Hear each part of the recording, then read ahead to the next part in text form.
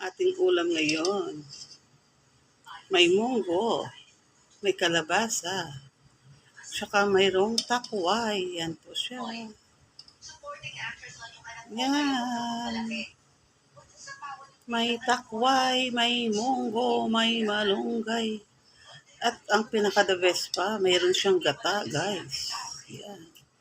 Ito ang mga gulay ng mga Ilonggo. Ilonggo lang makarelate niyan. Pag Ilonggo ka, alam mo na to. Yan. Gulay ng Ilonggo. Munggo na may gata, may takway, may kalabasa, may malunggay. Perfect. Yan po ang ating ulam ngayong tanghaliang Lunes. Kaya makaon na ta, guys. Makaon na kita.